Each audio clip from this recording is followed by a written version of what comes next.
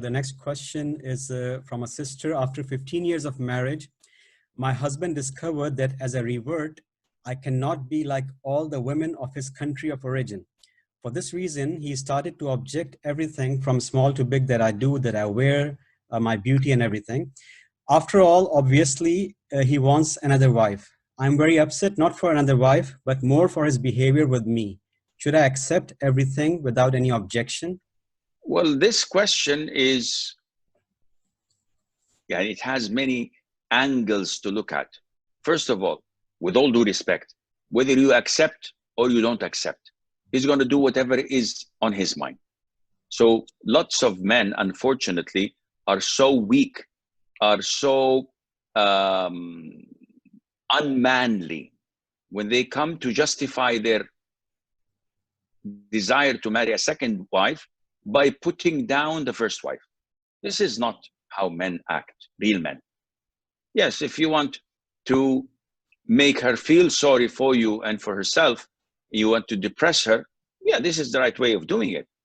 But if you are a real man, you don't do this. You don't hurt your spouse for so many years for just a reason like that. And with all due respect, even if you reject or you object, it wouldn't make a difference because he's going to do it at the end of the day. So what to do? I'm not promoting my marriage counseling sessions, but you guys know that I do this. Alhamdulillah, I'm very expensive. I charge $200 for an hour, half an hour for $100. But I'm telling you, I wish I could do it for free. Alhamdulillah, people are benefiting out of it. Yani, I can see that in advising women and a lot. And I get a lot of brothers on their own calling me, seeking advice regarding second marriage or divorce and I can see that they're benefiting, alhamdulillah. Some of them come twice, 3 times, 6 times, over and over, seeking advice, seeking counseling. So if you can get your husband to speak to me alone, I will give him a piece of my mind. My problem is that when the two come together and they insist that to have a counseling session together, and I tell them, this is not good. The moment the man opens his mouth, I know he's wrong. So now what to do? I have to scold him. I have to say, Akhi, be a man. What you're doing to your wife, you don't accept anyone to do to your daughter or your sister. What is this? You're not a real man. I can't say that in front of his wife as if I'm telling his wife, why are you with this bag of trash? Divorce this so-and-so, ditch him. He's not worth being with. I cannot do this. And likewise, when the woman opens her mouth and I say, you don't fear Allah. You don't need a husband. You need a mule to ride on. What you're doing is not acceptable. But I can't say that while her husband is listening, because shaitan would work, said, yeah, the sheikh is right. Why am I staying with her? I divorce her.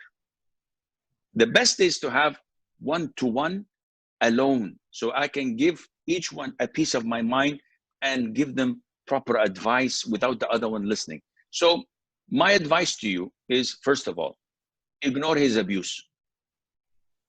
If someone says you're a donkey, that doesn't mean that you will grow ears and a tail.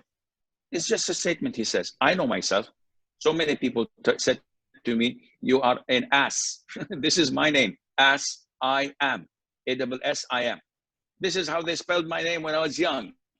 And it stuck with me. So people say, what is this ass talking about? Do you think I'm going to be offended? Then, unfortunately, you're wrong. I know myself. No matter what you say about me, I could care less. I have thick skin with the grace of Allah Azza wa Jal. So you should have the same skin.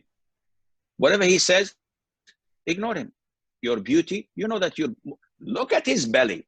He can't even see his toes. Look at the smell of his mouth. Look at how he looks. He doesn't look at himself in the mirror before criticizing people. And this is why I'm telling you, ignore his abuse. Try to live in the best manner for your family, for your kids. Life is short. You and I have only few days left. Then what?